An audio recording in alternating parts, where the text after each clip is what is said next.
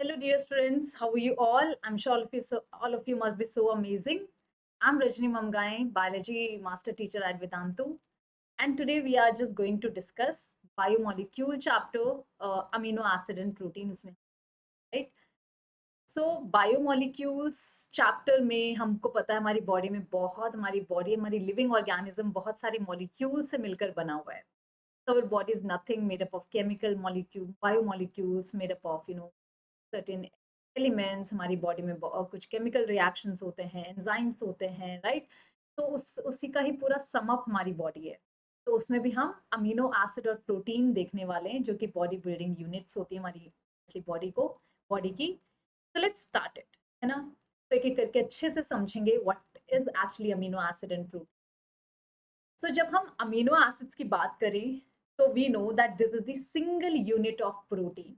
तो हमें पता है कि अगर हमें पढ़ना है तो we have to study the single unit of protein. तो मोनोमर मतलब सिंगल यूनिट. अगर हम प्रोटीन को तोड़ेंगे तो उसका सिंगल यूनिट जो होता है वो अमीनो एसिड. और बहुत सारे अमीनो एसिड मिलकर प्रोटीन की एक लंबी सी चेन बनाते हैं, राइट. सो जो सबसे स्मॉल प्रोटीन है उसमें भी 50 अमीनो एसिड होता है. इंसुलिन. सो यहाँ पे ये पॉलीमर है. पॉली मीन्स मेनी, मर मीन्स यूनिट. बहुत सारी यूनिट ऑफ अमीनो एसिड से मिलकर प्रोटीन बनता है. सो अब हम इसको डिस्कस करेंगे काफी डिटेल में. तो अमीनो एसिड से शुरू करते हैं. अमीनो एसिड्स की अगर बात करेंगे या प्रोटीन की बात करते हैं तो ये हेटेरोपॉलीमर ऑफ अमीनो एसिड है. हेटेरोपॉलीमर मतलब बहुत अलग अलग टाइप के अमीनो एसिड आते हैं. जैसे हमारे पास 20 बेसिक अमीनो एसिड है. सो उसमें भी उन 20 में से मतलब ऐसे अलग अलग टाइप के अमीनो एसिड आते हैं और एक लंबी सी चेन बनाते हैं जिसको प्रोटीन कहते हैं. तो प्रोटीन हमेशा always heteropolymer of amino acid होता है. तो मतलब अलग अलग अमीनो एसिड आकर लंबी सी चेन बनाएंगे protein. So we will see कि जो इनके बीच में बॉन्ड होता है, जो सारे अमीनो एसिड आपस में अटैच होकर एक लंबी सी चेन बना रहे, तो ऑब्वियसली कुछ बॉन्ड्स भी तो होंगे इनके बीच में. तो अमीनो एसिड के बीच में जो बॉन्ड होते हैं दैट इज पेप्टाइड बॉन्ड. कैसे बनता है वो भी अभी हम सारा explore, right.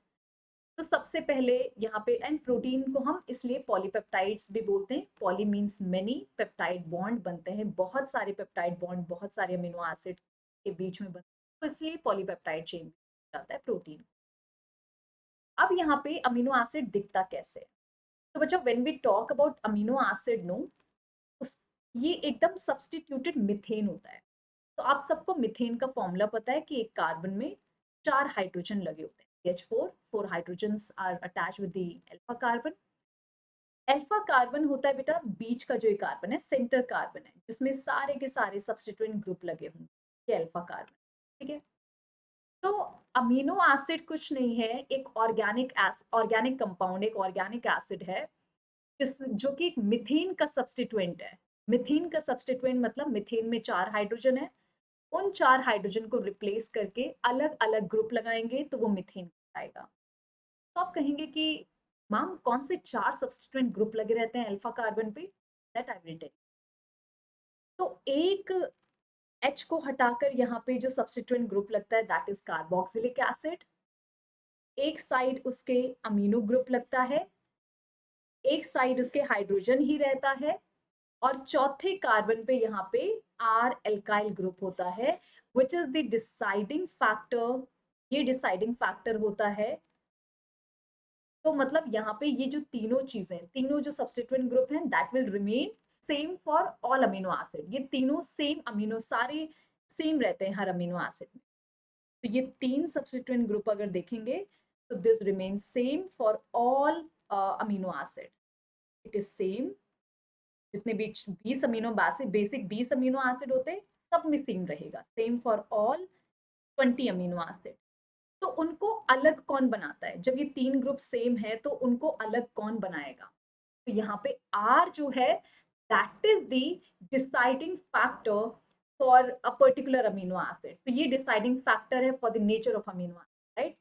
so this is the deciding factor for nature of amino acid. तो अमीनो एसिड के नेचर को डिसाइड करने के लिए this is the group response, right. तो अब यहाँ पे R की जगह क्या क्या हो सकता है, तो मतलब ये सारे सब्स्टिट्यूएंट ग्रुप लगे हुए हैं। कौन कौन से सब्स्टिट्यूएंट ग्रुप हैं? हाइड्रोजन है, कार्बोक्सिल ग्रुप है, अमीनो ग्रुप है और R ग्रुप है, जो कि हर अमीनो एसिड के लिए वेरिएबल होगा।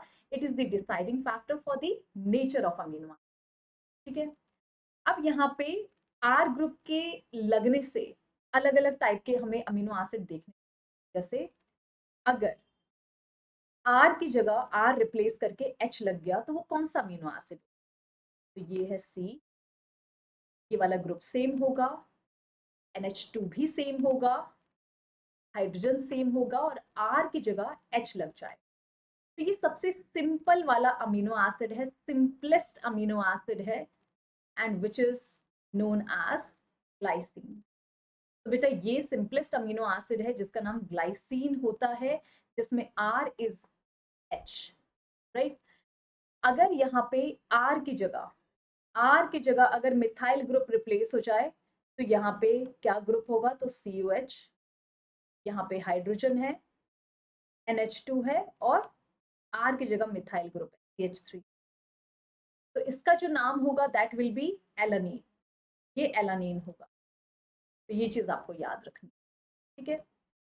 नेक्स्ट, अगर यहाँ पे R की जगह, सपोज करो R की जगह CH2OH होता तो फिर कैसा स्ट्रक्चर होता? COH सेम होगा सब में, तो भी सेम है, H भी सेम है, एंड व्हाट इज डिफरेंट? ये वाला। तो ये एल्कोहलिक ग्रुप जैसा हमें दिख ही रहा है, CH2H एक एल्कोहलिक ग्रुप है, तो this will be alcoholic amino acid serine. तो serine is the alcoholic amino acid, क्योंकि R में OH group, CH2OH group which is alcoholic group, तो serine is the alcoholic amino acid. तो मतलब अलग अलग R ग्रुप जो लग रहा है मिथाइल मतलब अमीनो एसिड के अल्फा कार्बन के साथ, it will decide the nature of amino acid. तो इस तरीके से R ग्रुप के अकॉर्डिंग यहाँ पे डिफरेंट डिफरेंट टाइप के अमीनो एसिड, तो 20 डिफरेंट डिफरेंट टाइप के अमीनो एसिड है on the basis of R group. तो यहाँ पे on the basis of R group में क्या क्या, मतलब आर ग्रुप में क्या क्या हो सकता है, उसके बेसिस पर डिफरेंट डिफरेंट टाइप के अमीनो एसिड है। तो पहला अमीनो एसिड है न्यूट्रल। तो न्यूट्रल मतलब होता है, ऑब्वियस सी बात है, इसमें NH2 is equal to COH होगा, तो NH2 जितना है उतना ही COH भी होगा। तो NH2 amino group is basic amino acid, पर इट इज बेसिक एंड ये एसिडिक होता है COH। तो बेसिक और एसिडिक ग्रुप अगर सेम है तो न्यूट्रल होगा अमीनो एसिड, सिंपल सी बात है। तो यहाँ पे इस तरीके से आप शॉर्ट कट याद रख सकते हैं, Gawali, I have learn this way. तो यहाँ पे जो ग्लाइसिन है, अभी मैंने स्ट्रक्चर भी दिखाया था ग्लाइसिन का, उसमें ऑब्वियसली एक NH2 एक COH होता है ना। वैसे यहाँ पे एलानीन का मैंने स्ट्रक्चर दिखाया था, उसमें भी अगर आप देखेंगे एलानीन का स्ट्रक्चर तो आप देख सकते हैं ये एलानीन, तो जिसमें एक COH एक NH2, बाकी तो ये मिथाइल और एक H ग्रुप, तो मतलब NH2 COH इक्विवेलेंट है, बेसिक और अमीनो बेसिक और एसिडिक ग्रुप सेम है। तो एलिनीन होगा, एलिनीन के अलावा वेलीन होगा, V फॉर वेलीन है, L फॉर ल्यूसीन है, तो ये ल्यूसीन होगा, और I फॉर आइसोल्यूसीन। तो बेटा ये सारे न्यूट्रल अमीनो एसिड है, means they have equal amount of NH20। Second type होते हैं बेटा बेसिक अमीनो एसिड। तो as the name suggest, basic amino acid में NH2 ग्रुप ज्यादा होगा COH ग्रुप से, एसिडिक से ज्यादा बेसिक। तो इसको कैसे याद रख सकते हो आप? लैब से। For basic L for lysine और A फॉर आर्जिनिन। तो लैब से आप याद रख सकते हैं कि बेसिक अमीनो एसिड दो टाइप का है, लाइसीन है और आर्जिनिन। ठीक है, अब तुम कहोगे कि मैम ये बेसिक अमीनो एसिड कैसे होता है? तो अगर यहाँ पे मैं लाइसीन का स्ट्रक्चर ड्रॉ करूँ तो हमें पता है यार COH तो रहेगा, ये सब में अमीनो एसिड में रहता है, NH2 सब में रहेगा, H, ये तीनों चीजें सेम रहेंगी, R ग्रुप इसमें डिसाइड करेगा कि इसने क्या होना है। तो ऑब्वियसली बात है यहाँ पे जो R ग्रुप होता है वो बेसिकली यहाँ पे इसमें एक्स्ट्रा NH2 लगा होता है, तो एक्स्ट्रा NH2 लगने की वजह से लाइसीन बेसिक नहीं होता है। ठीक है, तो बच्चा this is the basic in nature as we can see the diagram. उसके बाद थर्ड जो कैटेगरी है that is the acidic amino acid. तो एसिडिक अमीनो एसिड क्या होता है, एसिडिक नेचर का होगा, एसिडिक नेचर मतलब COH ज्यादा होगा यहाँ पे, तो COH ग्रुप ज्यादा होगा NH2 के कंपैरिजन में, तो इसलिए एसिडिक है। अब इसके एग्जांपल्स क्या क्या होते हैं, तो आग से याद रख सकते हो आप, आग। तो acidic, A for acidic, A for aspartic acid, और G for glutamic acid, aspartic और ग्लूटामिक एसिड। तो ये दो यहाँ पे एसिडिक अमीनो एसिड हैं। ग्लूटामिक एसिड का स्ट्रक्चर देखेंगे तो वही सेम, COH सेम रहेगा, NH2 सेम रहेगा, H भी सेम रहेगा, R की जगह जो लगता है ग्रुप वो CH2COH, मतलब ये एसिडिक ग्रुप लग गया, तो दो एसिडिक ग्रुप पड़ गए यहाँ पे, तो इसलिए एसिडिक नेचर का है, राइट। तो you don't have to remember all the examples, लेकिन आपको इनका आइडिया होना चाहिए, है ना। उसके बाद कुछ होते हैं अमाइड्स नेचर के।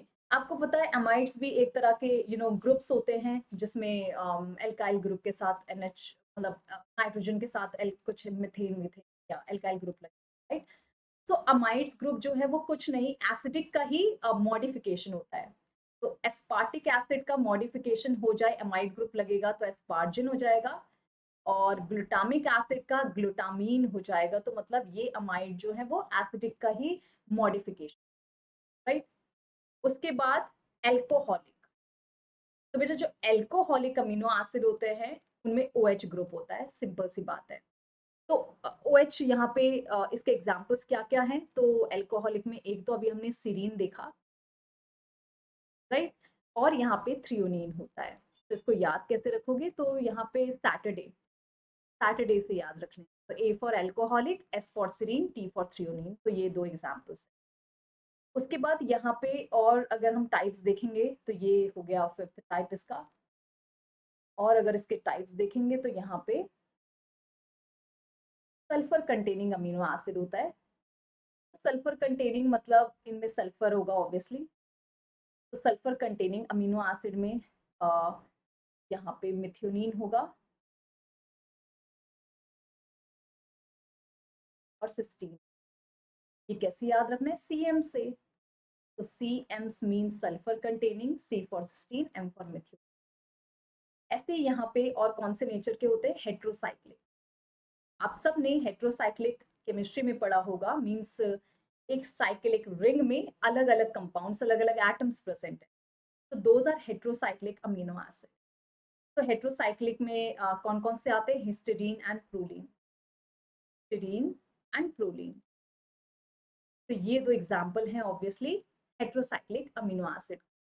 और हिस्टिडीन थोड़ा लिटिल बिट वीक बेसिक भी होता है, क्योंकि यहाँ पे जो एरोमेटिक चेन होती है इसके साथ लगी हुई है, इसके साथ जो हेट्रोसाइक्लिक चेन होती है उसमें NH2 ग्रुप होता है, अमीनो ग्रुप भी होता है, तो बेसिक भी माना जाता है, राइट। लेकिन हेट्रोसाइक्लिक है, मतलब इसमें रिंग लगा हुआ है। तो यहाँ पे कैसे याद रखना है, हॉलीडे इन HP, हिमाचल प्रदेश। तो उसके बाद नेक्स्ट यहाँ पे हेट्रोसाइक्लिक के बाद है एरोमेटिक। एरोमेटिक मतलब आपको भी पता है कि रिंग होगा, smell, aromatic means they have some characteristics. तो बेटा यहाँ पे सबसे पहला है टायरोसिन, इसका एग्जांपल हो गया। Tyrosine is basically aromatic amino acid, and हम आगे देखेंगे कि टायरोसिन जो है कुछ हॉर्मोन्स का भी डेरिवेटिव है। तो tyrosine is actually derivative of thyroxine hormone. तो थायरॉक्सिन हार्मोन हमारी बॉडी में जो होता है वो इसी से बनता है। इवन एड्रेनलिन और नॉर एड्रेनलिन भी इसी का ही डेरिवेटिव। मेलानिन हो गया, जो हमारी बॉडी पिगमेंट है वो भी इसी का ही डेरिवेटिव। तो टायरोसिन बड़े कमाल का है ना, हमारी बॉडी में बहुत सारे काम है इसके। नेक्स्ट एग्जाम्पल है ट्रिप्टोफैन।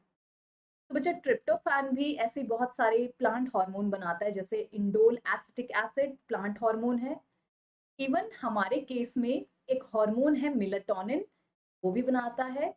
सेरोटोनिन हमारे केस में है, वो भी ये बनाएगा, राइट। तो इस तरीके से ट्रिप्टोफैन भी बहुत सारे उनका डेरिवेटिव होता है।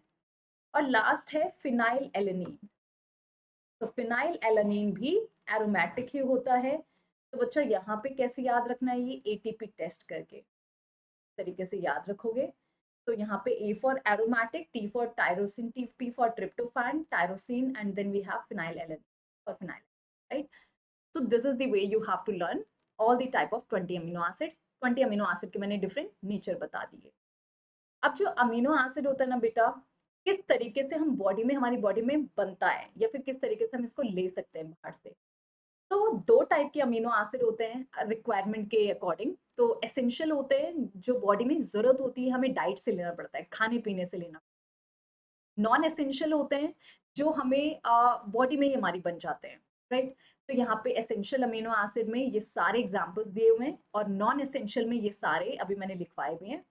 तो this is the mnemonics to learn essential and non essential amino acid को याद करने का तरीका है। Try this VIP mall.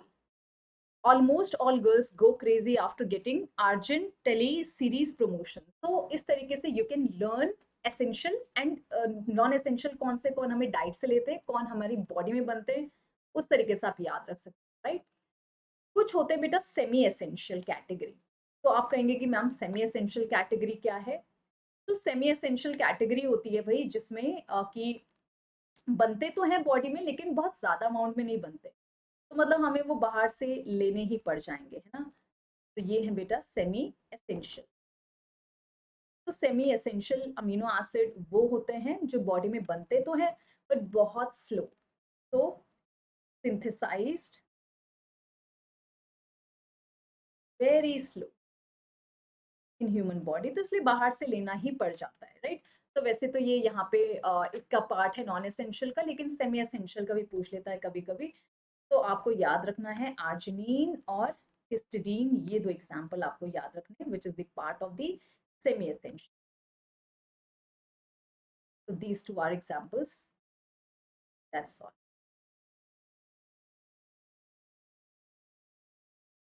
ठीक है, तो let's go ahead and we will see nature of amino acid. तो बच्चा जब हम अमीनो एसिड की बात करते हैं तो ये आयनाइजेबल नेचर का होता है। तो आयनाइजेबल नेचर मतलब ऑब्वियसली यहाँ पे आयनाइज, जब हम इसको वाटर में डालते हैं तो ये आयनाइज या किसी डिफरेंट पीएच में ये आयन फॉर्म में भी आ जाता है। तो डिफरेंट डिफरेंट पीएच में यहाँ पे अमीनो एसिड चेंज होता है, डिफरेंट डिफरेंट पीएच वो शो करता है। तो यहाँ पे अगर आप फर्स्ट स्ट्रक्चर देखेंगे तो फर्स्ट में जो है NH2 में मतलब एक हाइड्रोजन इसने गेन कर लिया तो ये NH3 हो गया, ऑब्वियसली इसमें पॉजिटिव ओवरऑल चार्ज आ गया। यहाँ पे बी में अगर आप देखेंगे तो यहाँ पे NH2 ने एक हाइड्रोजन गेन करने की वजह से पॉजिटिव और COH ने हाइड्रोजन लूज करने की वजह से नेगेटिव चार्जेस में। और लास्ट वाली कैटेगरी में ओवरऑल नेट नेगेटिव चार्ज है, तो यहाँ पे नेट नेगेटिव चार्ज, यहाँ पे नेट पॉजिटिव चार्ज। और यस, अमीनो एसिड एम्फोटोरिक नेचर का भी होता है, मतलब दोनों चार्ज एक साथ आ जाए, ज्विटराइन फॉर्म इसको बोलते हैं। तो व्हाट इज ज्विटराइन फॉर्म, तो बच्चा जो बी वाली स्टेज है दैट इज द ज्विटराइन फॉर्म, मतलब जिसमें दोनों के दोनों पॉजिटिव नेगेटिव चार्ज एक साथ आ जाता है।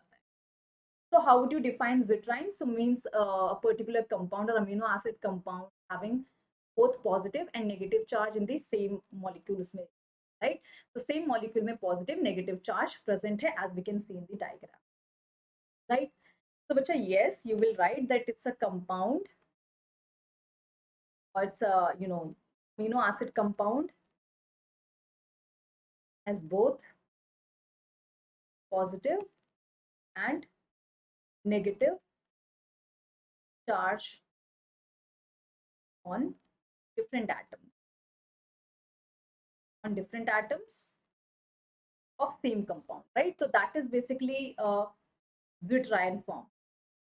So simultaneously have negative and positive charge on both the compounds on the different atoms of same compound, right? So that is zwitterion form. तो कुछ कुछ pH में यहाँ पे इसमें दोनों चार्जेस आ जाते हैं। तो ऐसे pH में जिसमें दोनों चार्जेस आ जाते हैं अमीनो एसिड पे, तो that is known as zwitterion form that you have to remember. तो yes, ये zwitterion form में भी exist करता है, right? So that's all. This is all about the amino acid. Now we will see the structure of protein. पर मैं बताऊंगी कि प्रोटीन का लंबा चेन अमीनो एसिड से बनता कैसे। तो सपोज यहाँ पे एक amino acid, this is one amino acid, COH group है, NH2 ग्रुप है, ये सपोज एल्काइल कोई भी यहाँ पे R ग्रुप हो सकता है, और वैसे यहाँ पे दूसरा amino acid group, COH group, any R group, अब इन दोनों ने पेप्टाइड बॉन्ड बनाना है, इन दोनों ने जुड़ना है। तो प्रोटीन ऑब्वियसली अमीनो एसिड की एक लॉन्ग चेन होती है, तो they will show dehydration reaction. Water निकलेगा, एक एच से ओ एच से, तो वाटर बन के निकल गया। और अब यहाँ पे बॉन्ड बनेगा बेटा किस किस के बीच में, obviously COH group of one amino acid, COH group of one amino acid and NH2 group of other amino acid. So you can see, you can connect it this way. यहाँ पे oxygen ने ऐसे oxygen से connect हो, right. तो ये जो bond बना है, ये जो आपको बॉन्ड दिख रहा है, ये वाला जो बॉन्ड दिख रहा है COH और NH2 के बीच में, दैट इज द पेप्टाइड। वैसे बहुत सारे अमीनो एसिड आते हैं, एक का COH दूसरे का NH2 बाइंड होता है and they form this long structure of amino acid, right. तो बच्चा this is the way how the protein formed. तो according to biologist protein 4 structure में एग्जिस्ट करता है। तो यहाँ पे पहला स्ट्रक्चर है प्राइमरी। तो प्राइमरी क्या है, जैसे इन्होंने एक डायग्राम में दे रखा है, आप ये देख सकते हैं, ये प्राइमरी है, ये वाला। तो प्राइमरी में क्या होता है ना, हमें सिंपल अमीनो एसिड की एक स्ट्रेट चेन मिलती है। तो it just give us idea about the sequence of amino acid in a chain. तो मतलब पूरी एक चेन खोल दो अमीनो एसिड की, मतलब प्रोटीन की एक पूरी चेन ऐसे लंबी कर दो, सीधी कर दो, तो वो जो सीधी माला जैसा स्ट्रक्चर होगा डिफरेंट अमीनो एसिड से जुड़ा हुआ, that is the primary structure. तो प्राइमरी स्ट्रक्चर में ऑब्वियस सी बात है, एक जगह यहाँ पे जब बॉन्ड बनाता है तो एक जगह COH ग्रुप फ्री होगा और दूसरे एंड पर NH2 ग्रुप फ्री होगा। सेम यही बात होती है। तो एक एंड पे COH ग्रुप फ्री होगा, अदर एंड पे NH2 ग्रुप फ्री होगा, एज सिंपल एज दैट। तो मतलब प्राइमरी स्ट्रक्चर को आप डिफाइन कैसे करेंगे, तो long chain of amino acid in a specific sequence. तो मतलब प्रोटीन एक लंबी अमीनो एसिड चेन की अमीनो एसिड का सीक्वेंस, और वो amino acid sequentially specific sequence के साथ एक बड़ा सा अमीनो एसिड बना, लंबी चेन बना। और अमीनो एसिड के 2 एंड्स होते हैं। तो यहाँ पे एक एंड होगा जिसमें मैंने कहा कि N ग्रुप फ्री होगा एक साइड, और दूसरे साइड इसका कौन सा ग्रुप फ्री होगा, NH2 group, N and free होगा, राइट। तो एक तरफ इसका N टर्मिनल है, एक तरफ इसका COH टर्मिनल।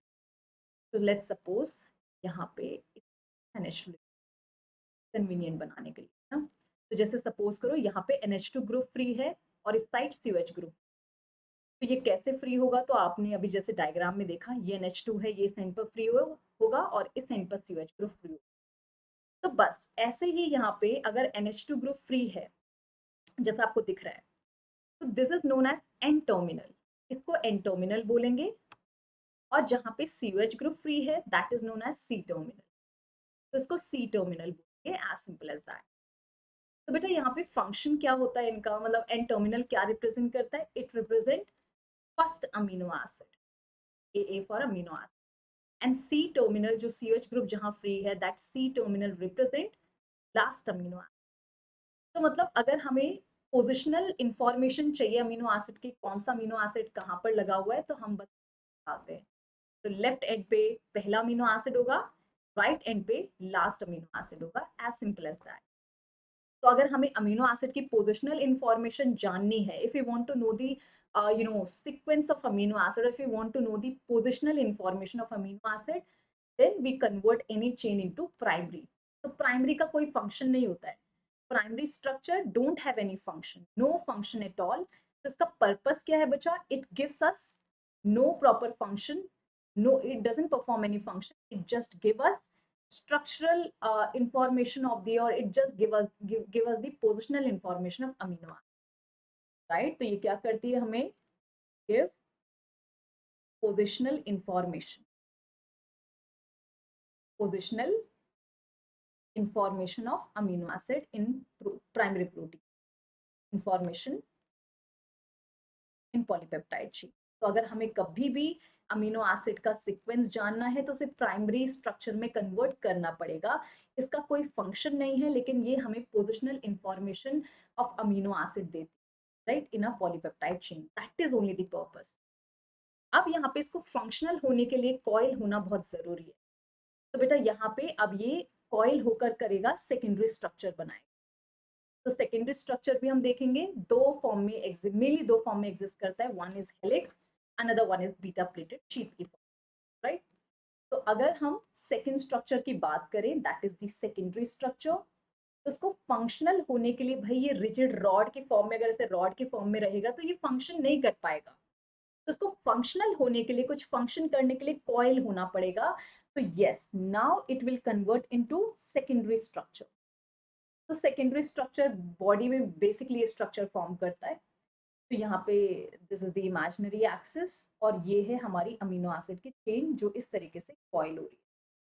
तो this is basically known as alpha helix. ठीक है, तो यहाँ पे पहला स्ट्रक्चर, सेकेंडरी स्ट्रक्चर में पहला जो एग्जांपल है दैट इज अल्फा हेलिक्स। अब ये कॉइलिंग हुई कैसे? तो हमें पता है यार, सीधी चेन अमीनो एसिड में पेप्टाइड बॉन्ड से बनेगी। इन कॉइलिंग के लिए ये हाइड्रोजन बॉन्ड बनाता है। ये जो कॉइलिंग जहां पे भी आपको दिख रही है, यहाँ पे हाइड्रोजन बॉन्ड की वजह से। तो सपोज करो ये एक अमीनो एसिड है, एक अमीनो एसिड है, ऐसी लंबी चेन ऑफ अमीनो एसिड। तो हर चौथा अमीनो एसिड, सपोज ये 1 है, 2, 3, तो हर चौथे अमीनो एसिड में एक हाइड्रोजन बॉन्ड इंट्रैक्शन होता है, एक हाइड्रोजन बॉन्ड इंट्रैक्शन है। तो यानी अल्फा हेलिक्स में सेम मॉलिक्यूल, एक धागा है, एक एक थ्रेड है प्रोटीन का, एक अमीनो एसिड की लंबी चेन है, और वो आपस में ही इंटरेक्ट कर रहे हैं। तो that is known as intra molecular. Intra means same molecule के बीच में, जैसे इंट्रा स्कूल कंपटीशन मतलब सेम स्कूल के बच्चे ही पार्टिसिपेट करते हैं कंपटीशन। इंटर स्कूल मतलब डिफरेंट स्कूल के बच्चे। So intra means same molecule, same chain के मॉलिक्यूल ही आपस में हाइड्रोजन बॉन्ड बनाकर, और जहां जहां ये हाइड्रोजन बॉन्ड बन रहा है वहां वहां से कॉइलिंग दिख रही है। As simple as that. So मतलब चेन आपस में जो अमीनो एसिड है वो हाइड्रोजन बॉन्ड से इंटरैक्ट करते हैं सेकेंडरी। सो अल्फा हेलिक्स का बेस्ट एग्जांपल है अल्फा केराटिन प्रोटीन। तो बेटा जो अल्फा केराटिन प्रोटीन होता है हमारे बालों में, हमारे नेल्स में, वो इसका बेस्ट एग्जांपल है जो आपको याद रखना, राइट। नेक्स्ट यहाँ पे अगर हम देखेंगे, second type of beta, second type of secondary structure is beta pleated sheath, जैसा आपको ये डायग्राम में दिख रहा होगा यहाँ पे बीटा प्लेटेड शीथ। तो बीटा प्लेटेड शीथ में होता क्या है, जैसे यहाँ पे बीटा प्लेटेड का डायग्राम। तो बीटा प्लेटेड शीथ में ऐसे, ये सपोज करो ये एक चेन है, ये अमीनो एसिड चेन है, ये इसकी दूसरी। तो यहाँ पे ये दोनों चेन के बीच में हाइड्रोजन बॉन्ड इंट्रैक्शन है। तो ये इस तरीके से बीटा प्लेटेड शीथ बना। तो means they are having the intermolecular. Intermolecular क्यों? क्योंकि डिफरेंट पॉलीपेप्टाइड चेन यहाँ पे हाइड्रोजन बॉन्ड बना रही है, डिफरेंट मॉलिक्यूल के बीच में हाइड्रोजन बन रहा है, और ये बीटा प्लेटेड शीथ। उसका बेस्ट एग्जांपल है बीटा केराटिन। और बीटा केराटिन प्रोटीन होता क्या है? Scales of reptiles, scales of reptiles, feather of birds, ये सारे जो बनते हैं वो केराटिन से ही बनते हैं। इवन जो नेचुरल सिल्क होता है स्पाइडर का, वो भी बीटा प्लेटेड शीथ का पार्ट है। तो ये है second part of the secondary structure. And third जो टाइप होता है इसका, that is the collagen helix. Collagen protein होता है ना, collagen helix is the abundant protein in animal world. Collagen protein is the abundant protein in animal world.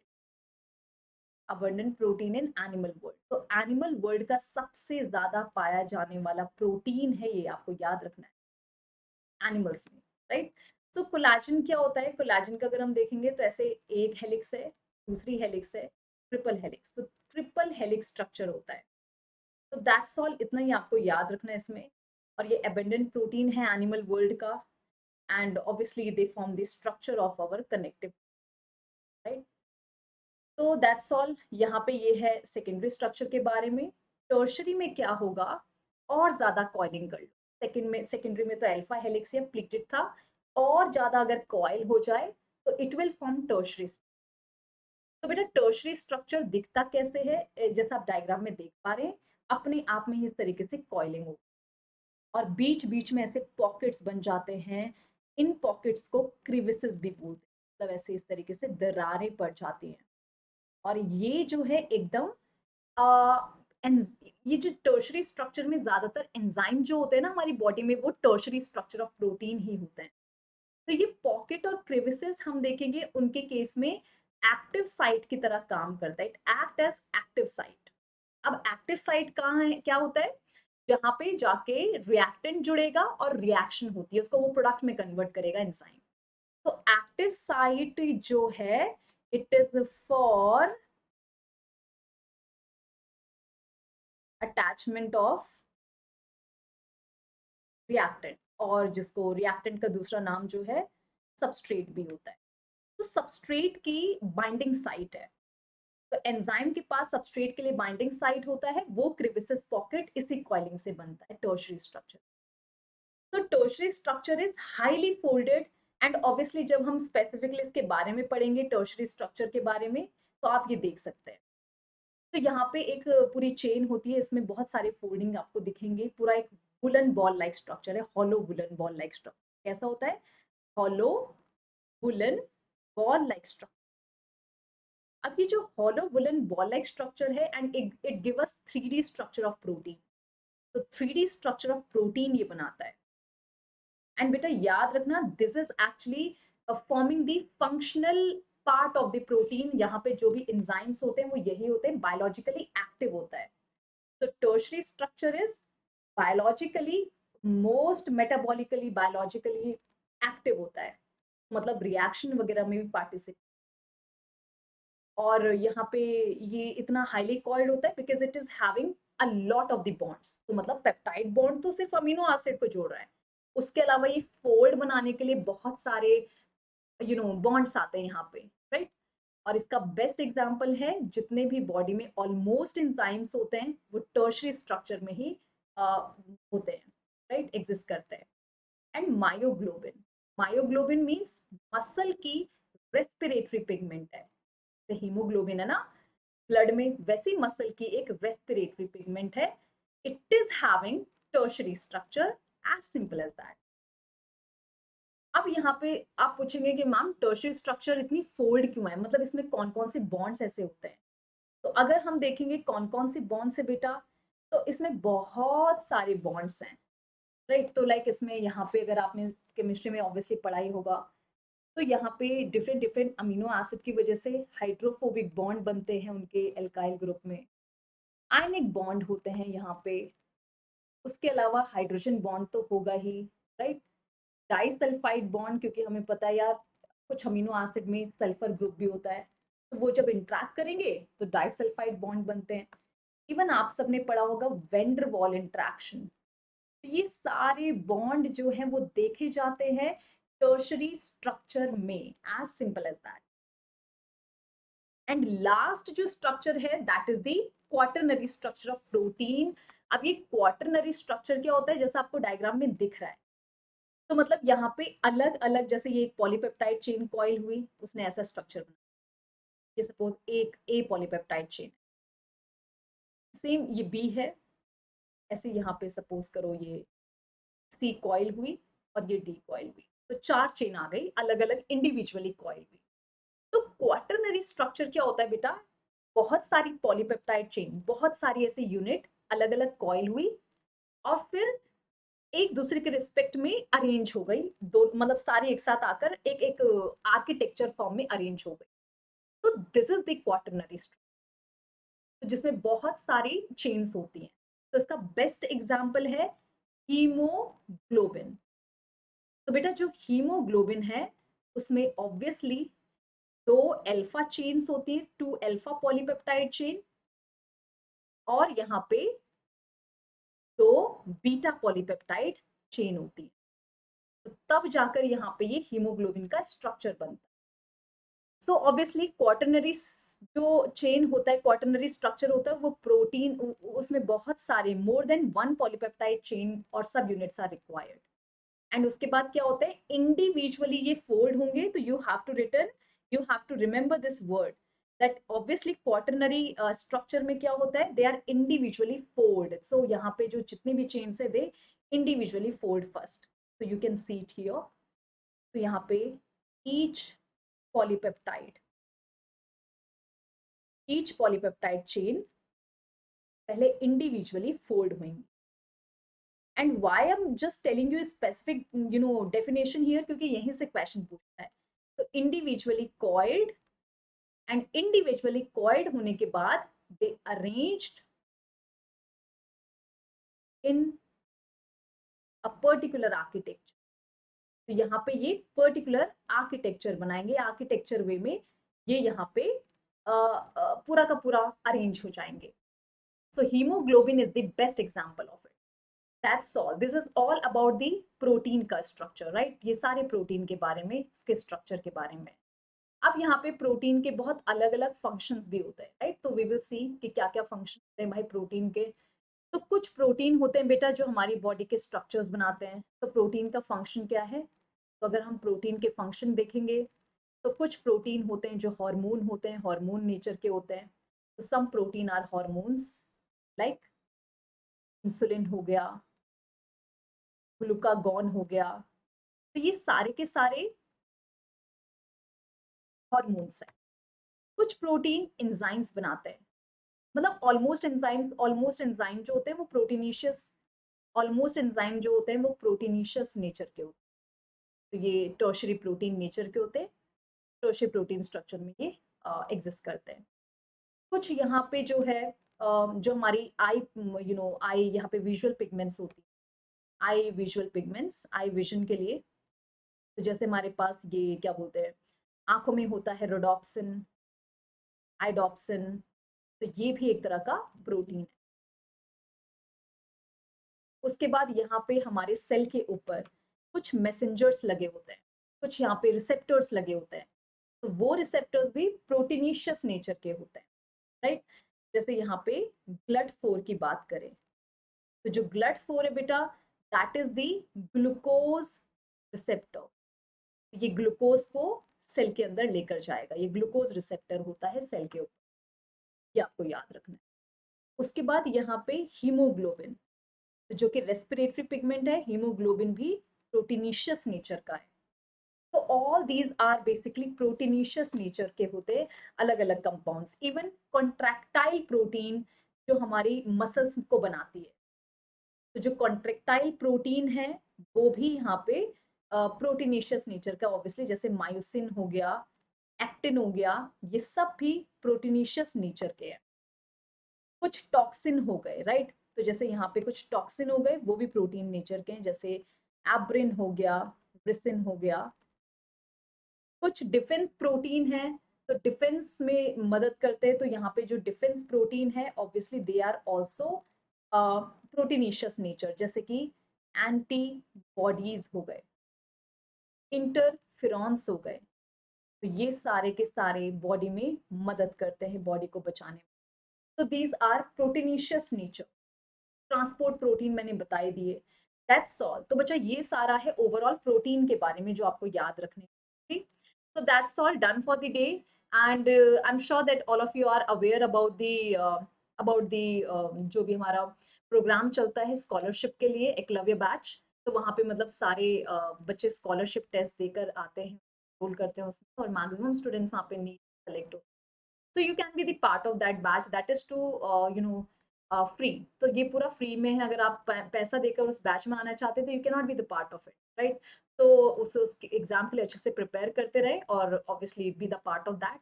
Free में है वो कोर्स, तो I just want all of you to be there obviously. तो बच्चा have a great day, see you all in the next class, and I hope everything is clear to everyone, right. So have a great day. In the next class we will do the other topic, right?